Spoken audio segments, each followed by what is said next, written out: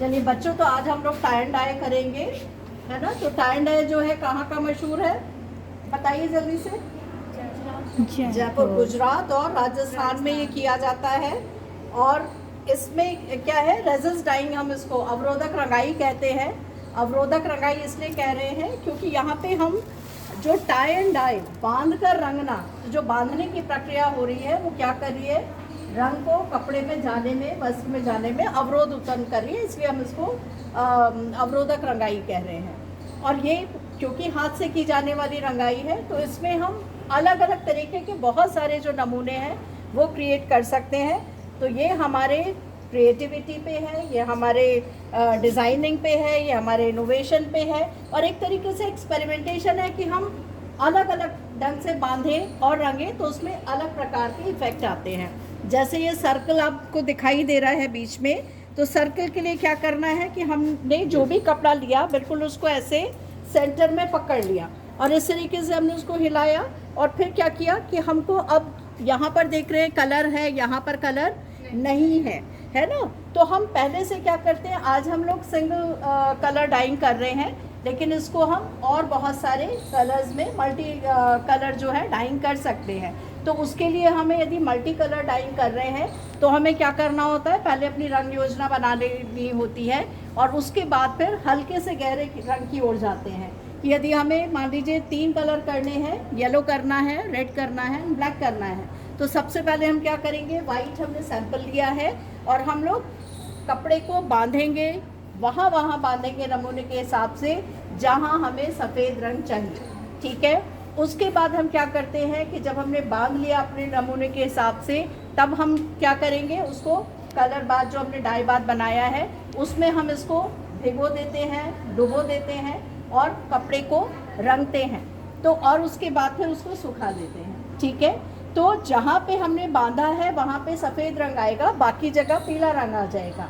फिर हमको क्या करना है, जब अच्छी तरीके से सूख गया तब हमको जहाँ पीला रंग चाहिए, तो अभी हम सफ़ेद रंग तो है हमारे पास बंधा हुआ है, उसको हम खोलेंगे नहीं, दोबारा से हम बांधेंगे जहाँ जहाँ हमें नमूने में येलो कलर चाहिए। येलो कलर करने के बाद हमने बांध लिया और फिर हमने वही प्रक्रिया फिर से दोहराई रेड कलर के साथ, है ना। तो हमने फिर रेड कलर में डाई कर लिया, उसके बाद फिर उसको सुखा लिया, खोला नहीं अभी भी, और अब हमें जहाँ जहाँ नमूने में रेड कलर भी चाहिए वहाँ हमने बांधा और वापस हमने फिर ब्लैक कलर में रंग दिया। तो उससे क्या होगा कि जब हमने सुखा दिया, अच्छे से सूख गया, फिर हमने धागों को खोला तो नमूने के हिसाब से वहाँ पे सफ़ेद, पीला, लाल और बाकी की जगह पे काला रंग आ जाएगा। तो आज हम लोग सिंगल कलर डाइंग कर रहे हैं। तो जैसे इसमें बहुत सारे डिज़ाइन आपको दिख रहे हैं, यदि आपको ये पहला नमूना बनाना है तो उसके लिए क्या किया, हमने सेंटर से कपड़े को पकड़ा, उसको अच्छे से हिला के एकसार कर लिया और फिर हमारे पास ये धागा है ना। तो टाई एंड डाई के लिए हमें क्या क्या चाहिए, हमें कपड़ा चाहिए, और हमेशा ध्यान रखिएगा कि कपड़ा जो है हम प्योर लें। यदि हम कॉटन पे कर रहे हैं तो प्योर कॉटन होना चाहिए, है ना, मिक्स नहीं होना चाहिए, क्योंकि हमने कॉटन का कपड़ा लिया है और हम कलर जो लाए हैं वो कॉटन के लिए ही है। तो यदि हमारा मिक्स होगा, ब्लेंडेड कपड़ा है, तब क्या होगा, कलर अच्छे नहीं आएंगे। तो ये एक एग्जाम्पल हम दिखा सकते हैं आपको कि जब इनको किया गया था, है ना, तो ये जैसे प्योर कॉटन थे, यही रेड कलर कितना अच्छा आया है, और ये वाले जो कपड़े थे मिक्स थे, तो इसीलिए रेड की जगह ये कितना डल एक कलर आया है। तो इससे हम समझ सकते हैं कि यदि हमें खूबसूरत इफ़ेक्ट चाहिए तो हम कपड़ा प्योर लें, क्योंकि अलग अलग वस्त्रों के लिए, अलग अलग प्रकार के वस्त्रों के लिए अलग रंग उपलब्ध होते हैं। हम एक ही कलर से चाहें कि हम कॉटन भी डाई कर लें, हम सिल्क भी डाई कर लें, तो वो पॉसिबल नहीं है ना। तो आज हम कॉटन का हमने कपड़ा लिया है और उसके लिए फिर हमने एक साथ में धागा लिया है बांधने के लिए, और बांधने के लिए यहाँ पर तो हम धागा का उपयोग कर रहे हैं, लेकिन घर में आपके पास धागा नहीं है तो आप जैसे बड़ा कपड़ा है तो वो रबर बैंड भी यूज़ कर सकते हैं, घर में रबर बैंड होता है उसको यूज़ कर सकते हैं। आपके पास पॉली बैग होता है, उसकी पतली पतली स्ट्रिप काट के आप उनको यूज़ कर सकते हैं, आप टेप लगा सकते हैं।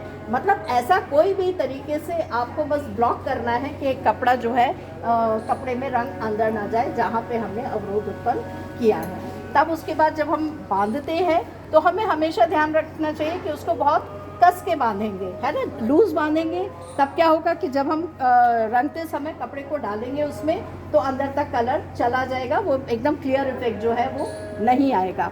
फिर बांधते समय कुछ और भी ध्यान रखना है, जैसे यहाँ पे देख रहे हैं ना कितना बारीक इफेक्ट आ रहा है, तो उसके लिए हम एक ही जगह पे कई बार उसको धागे को बांध देंगे। यहाँ पे थोड़ा हमें मोटी यदि चाहिए लाइंस, या आप यहाँ पे देख रहे हो कितना बड़े हिस्से में एक इफेक्ट आ रहा है, तो उसी हिसाब से हम अपने धागे को थोड़ा चौड़ा बांधेंगे या एक ही जगह पे खूब सारी बार लपेट देंगे। तो यदि हमको बांधना है तो हमने, अब जब हम इसको बांध रहे हैं ना, तो यहाँ पे सफ़ेद रहे, मतलब यहाँ पे जब हम रंगेंगे यहाँ रेड हो जाएगा, यहाँ पे रेड हो जाएगा, लेकिन जिस जगह धागा है उस जगह जो होगा वो इसको बिटा काट दो, बांधो इसको।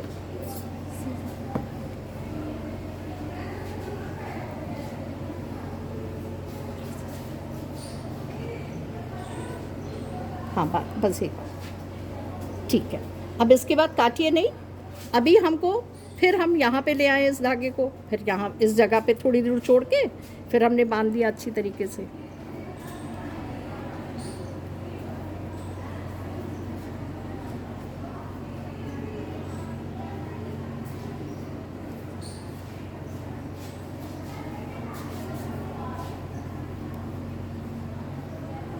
अब इसको सिजर से काट दीजिए, है ना, एक गांठ लगा दो इसमें यहाँ।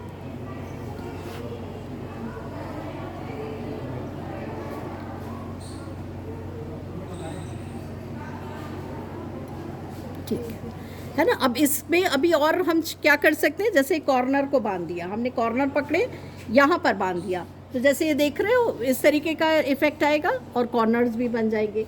तो वो ये डिपेंड करता है कि हमें किस तरीके का नमूना चाहिए। तो आप चाहें तो इसमें कॉर्नर्स को भी बांधिए, ये कैंची से काटिए, ये लीजिए कॉर्नर बांध दीजिए, इसमें बड़ा है ना। इसके बाद यदि हमको और दूसरे तरीके के इफेक्ट चाहिए, तो जैसे ये मार्बल इफेक्ट एक होता है, अच्छा खूबसूरत लगता है, तो इसमें जस्ट हमें क्या करना है, हमारे पास कपड़ा है, हमको कैसे भी उसको बस बांध लिया, है ना, और इसको अच्छे तरीके से फिर हमने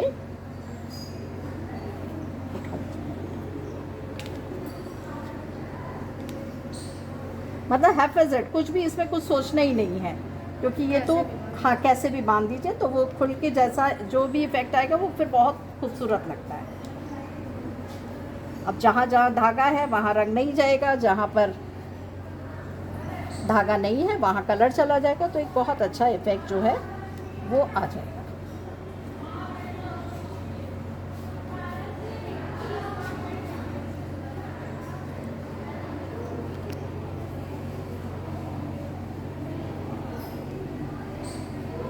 इसको कैंची से काटिए,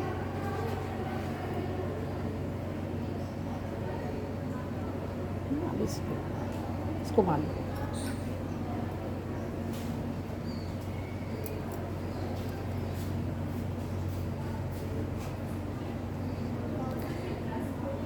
तो ये तो आप लोग एक एक्सपेरिमेंट कर सकते हैं ना, कि हम अलग अलग स्टाइल में बांध के देखें।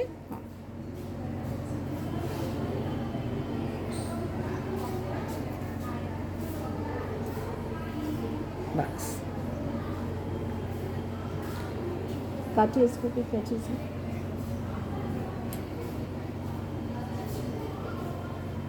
धागा और काट कर।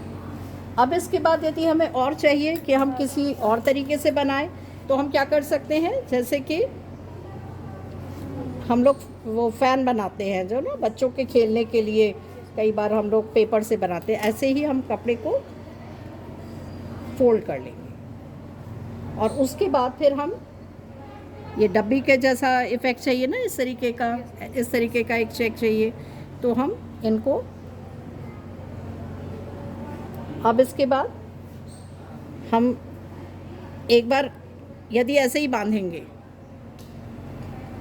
तब तो क्या होगा, लंबी लंबी धारियाँ आ जाएंगी, और यदि हमने इस तरीके से बांधा और फिर क्रॉस करके बांध दिया,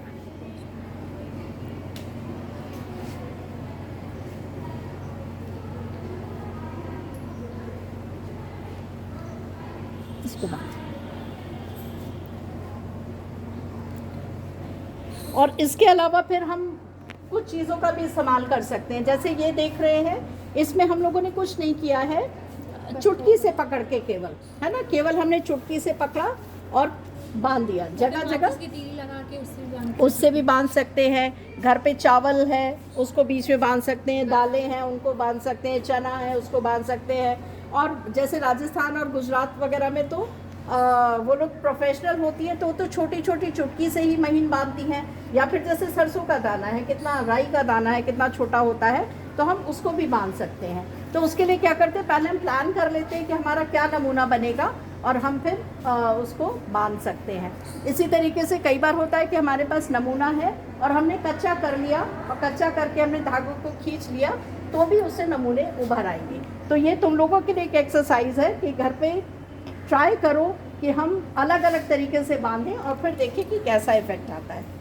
अब हमने कपड़ों को बांध लिया है। एक और कहाँ है, एक सैंपल। हाँ, रंगने के लिए पहले क्या करना है, हमें प्लेन वाटर में उसको भिगो देना है। भिगोना इसलिए बहुत ज़रूरी है, यदि हम डाई बाथ में सीधे कपड़े को डाल देंगे तो धब्बे आ सकते हैं, कहीं पे गहरा कहीं पे हल्का रंग। और जब हम पानी में भिगो देते हैं तो वो यूनिफॉर्मली फैल जाता है पूरे कपड़े पे, एकदम एकसार आता है। तो हम थोड़ी देर के लिए पानी में भिगो देंगे और इसके साथ साथ हम लोग अपना डाई बाथ बनाएंगे। डाई बाथ बनाने के लिए हम अपनी मात्रा देख लेंगे कि कितनी मात्रा है हमारे पास कपड़े की। तो यदि आपके पास 1 मीटर कपड़ा है तो 1 मीटर के कपड़े के लिए हमें आधा से पौन लीटर पानी लीजिए। आधा से पौन लीटर पानी लेके फिर इसमें क्या करना है, इसको गर्म होने देना है।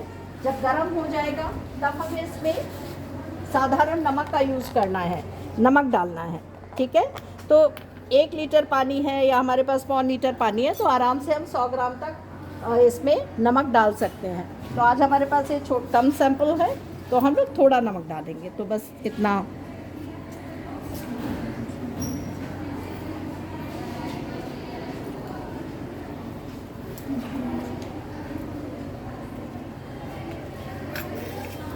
और डाई करने के लिए जो कलर्स हैं आपके पास, ये पाउडर कलर आते हैं, है ना, पाउडर फॉर्म में है।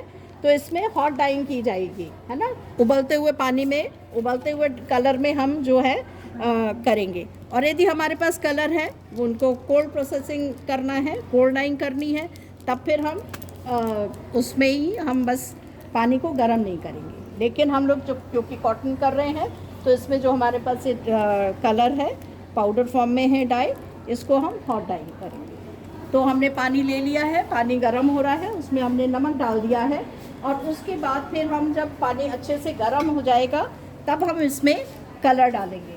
कलर के लिए हमेशा ध्यान रखिए 1 मीटर कपड़ा है तो 5 ग्राम कलर काफ़ी है, ठीक है। 5 ग्राम मतलब 1 आप टीस्पून जो है उतना बस कलर लीजिए, तो उतना बहुत है आपके लिए। तो क्योंकि हमारे आज तो सैंपल बहुत थोड़े हैं तो इसलिए हम बहुत थोड़ा कलर को यूज़ करेंगे, 1/4 चम्मच ही।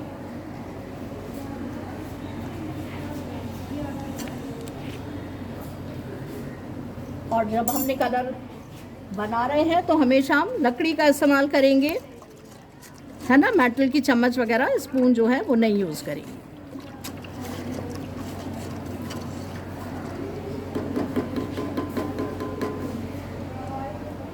अब ये अच्छे से हमारा गर्म हो गया है, थोड़ा उबाल आने लगेगा तब हम इसमें कपड़े को डालेंगे।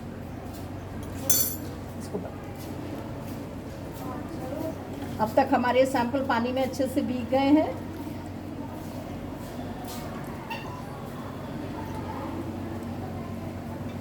तो हम उनको निचोड़ के अच्छी तरीके से पानी उसमें से निकाल के फिर ये डाई बाथ में हम डाल के उनको कुछ देर तक पकाएंगे, है ना, 10 से 15 मिनट तक जो है हम इनको नहीं पकाएंगे, ऐसे ही निकाल लेंगे तो कलर फास्ट भी नहीं चढ़ेगा और उसके साथ साथ प्रॉपर कलर जैसा आना चाहिए वैसा कलर नहीं आएगा। तो उसको 10 से 15 मिनट हम लोगों को उबालना है।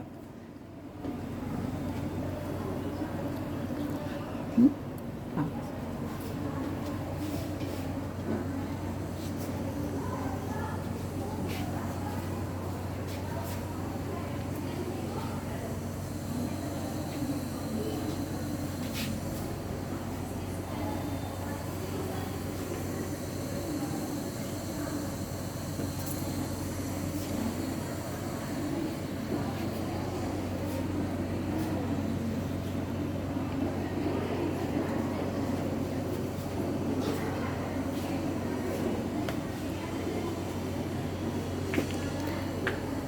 अब आज भी आप देख सकते हैं, ये इसी आपको एक दिखाने के लिए ही, बताने के लिए कि कैसे एक ही डाई बात में हम लोगों के पास अलग प्रभाव उत्पन्न होते हैं।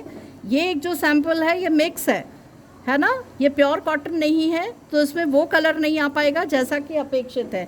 लेकिन वहीं पे आप देख पा रहे हो कि प्योर कॉटन है तो उसमें एकदम अच्छा ब्राइट रेड कलर आया है। तो जब हमारी ये प्रक्रिया पूरी हो गई है, 10-15 मिनट हमने उबाल लिया है, तब हम वापस क्या करेंगे, निकालेंगे, सादा पानी में डालेंगे, जिससे कि एक्सेस जो कलर है वो उसमें से निकल जाए।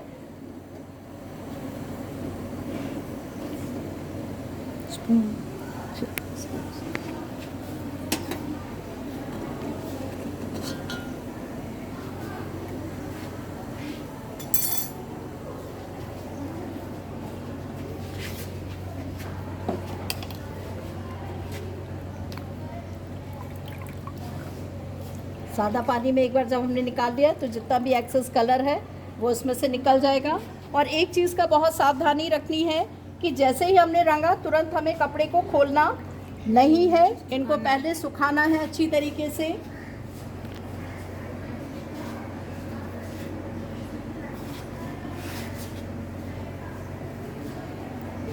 और जब सूख जाएंगे तब हम इनको खोलेंगे, क्योंकि जब हमने गीले में ही खोल दिया तो क्या होगा, कलर वो एक तरफ से दूसरी तरफ से ट्रांसफ़र हो सकता है और जो इफेक्ट आना चाहिए वो नहीं आएगा।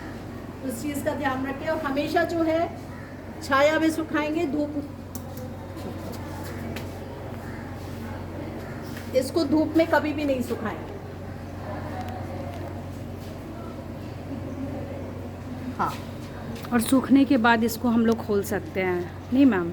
हाँ, जब सूख जाएगा अच्छी तरीके से तब हम इसको धीरे धीरे खोलेंगे। और खोलते समय भी बहुत सावधानी रखेंगे। कई बार होता है कि वो इतना टाइट बंधा होता है, हम लोग कैंची से यूज़ करते हैं, कपड़ा ना कटे, बहुत ध्यान से बस उसको खोलिए और फिर उसके बाद उसको खोल के देखिए तो आपको डिफरेंट इफेक्ट जो है दिखाई देंगे। इस तरह के कुछ इफ़ेक्ट्स जो हैं वो जिस तरीके से बांधा गया है वो मिल जाएंगे।